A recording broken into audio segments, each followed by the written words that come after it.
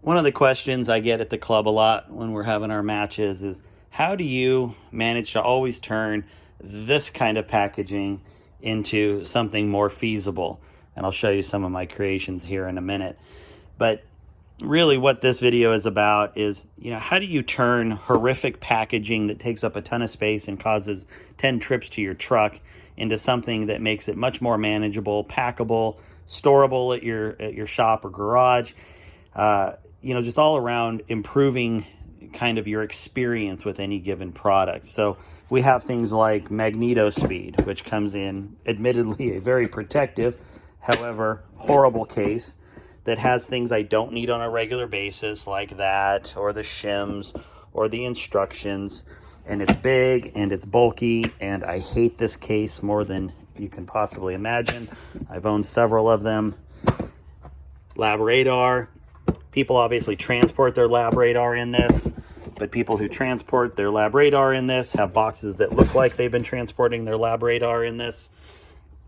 And then we have things like the new Teslong bore scope that doesn't come in a case and needs to be protected. And you have countless other things. So let me just kind of show you some of the ways that I've solved some of these problems. And this is by no means a run out and do it the way I did it video. This is really a, don't accept crappy packaging as the only way to manage your really cool toys that you've been buying, and admittedly expensive toys. You figure just here, you're looking at $1,500 worth of, toys. So let's protect them, but let's make it manageable. So let's start with the bore scope. So this is my new Wi-Fi version of the Teslong bore scope. I do have the other computer version in a similar case.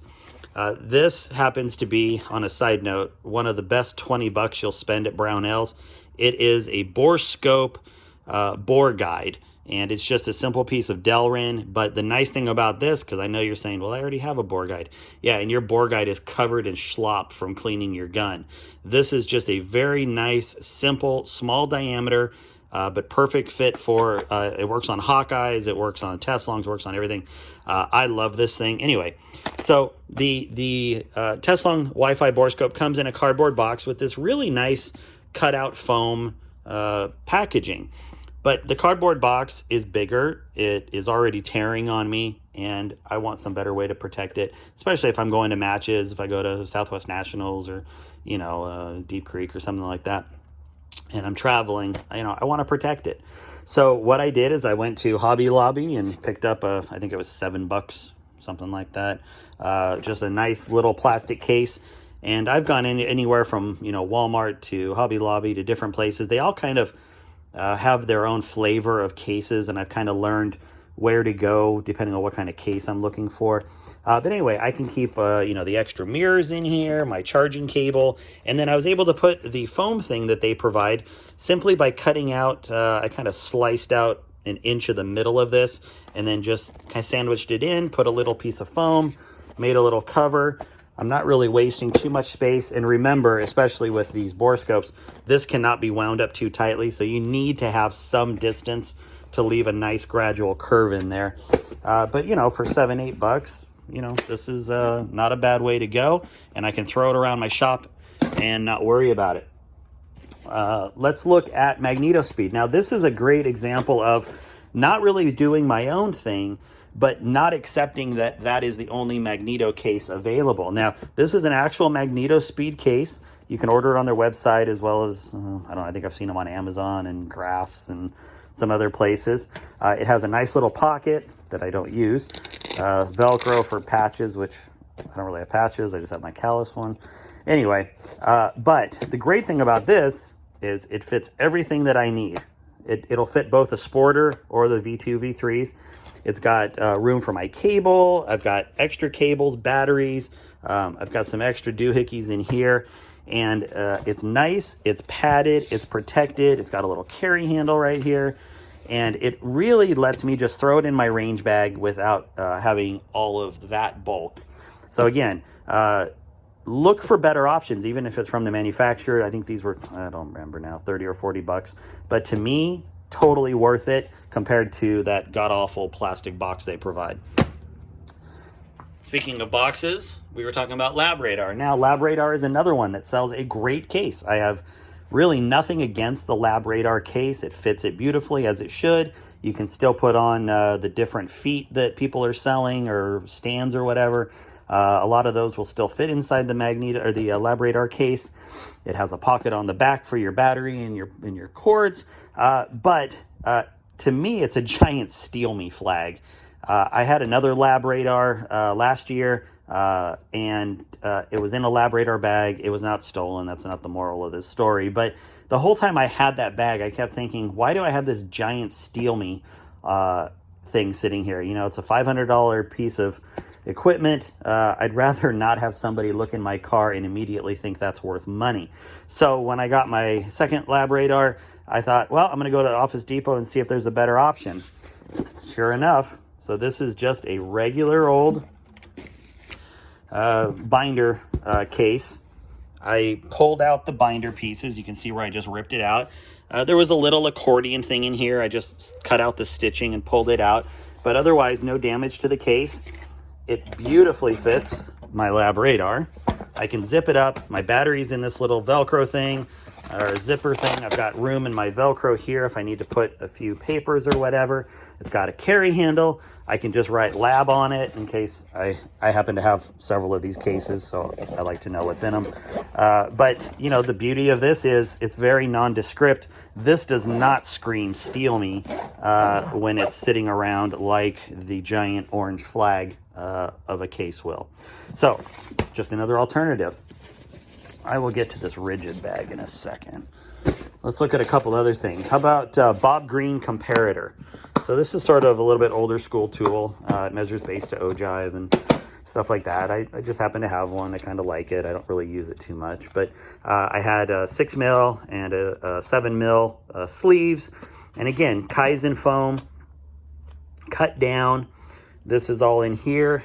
And if I didn't, or if you haven't, I should say, seen what Kaizen foam is, it's like your foam that you see in a Pelican case, except it is rigid. You know, it's stiff. It's not that really soft foam. But, and I'm trying to see here, see how there's lines kind of loosely going lengthwise right here? And you can see there's maybe like 10 or 12 lines going across. And so they're like this. It's kind of hard to see, and I apologize. But the beauty of Kaizen foam, and it's a little bit more expensive, and you can buy it online, or I have a woodworking shop near me that sells it. But the beauty of Kaizen foam is that you can actually peel each of these layers back. So if you're making cases, and I probably should make a video, but there's a ton of them out there if you just search Kaizen foam. But the beauty of Kaizen foam is that you can cut something out to a certain depth, so you go down, and then you can just peel that out. So for putting, you know, tools, pliers, whatever it is, you can see in this case, I have my gauge. This is all one piece of foam, right? So there's no top layer and bottom layer. I don't have to cut out. I can do different depths. So this is shallower than this is, which allows, you know, you can see there's a depth difference here. This is probably 2 layers higher than this. All one piece of foam. So this Kaizen foam really, it's pretty fun to play with. I've sort of gotten addicted with it once I was turned on to it. But, you know, went to the store again, bought a $5, you know, sealable case that I liked, that I thought would fit. People at the stores that are near me have sort of gotten used to me taking in funky tools and checking boxes while I'm there. So anyway, you can just see the Kaizen foam fits beautifully.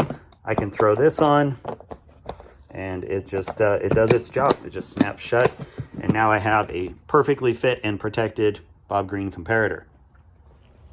Same thing goes for my trigger cam. So you remember this box here? It's big, it's bulky. I sure wouldn't want to transport it every time I want to use my trigger cam. Well, I went to the Container Store, picked up a nice little box, threw some of that Kaizen foam in it. I can keep the tool plus the camera well protected in a nice compact, I don't have to worry about it in my range bag type of situation. So again, $500 camera, I want to make sure it's protected, but I want it to be in a practical manner. Also from the Container Store, although, you know, you can certainly get it from just about anywhere, here is my barrel blizzard. So big old barrel blizzard. It's awkward. It swivels around. You can technically remove this nut and take off each fan. It doesn't really make it that much better to transport. But I have to thank my wife for this one. I was going crazy trying to find a box that would, you know, practically fit this. The height is weird. The length is weird. There's really no good boxes out there for what I wanted to do with it. And my wife said, well, if you're just worried about protecting it to the range, why don't you look at a padded lunchbox? And I went, okay.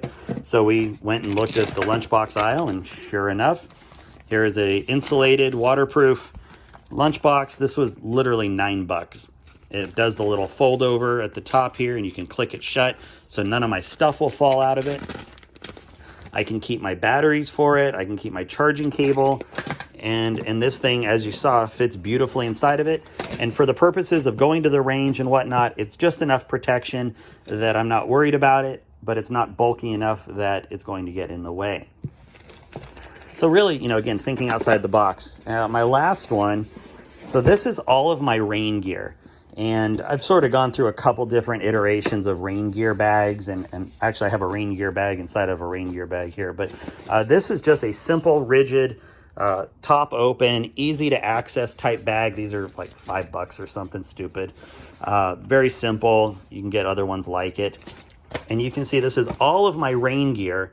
So like when I went to nationals, going down to Arizona, even here in Oregon, if we're doing spring matches, you know, there's always chance of rain.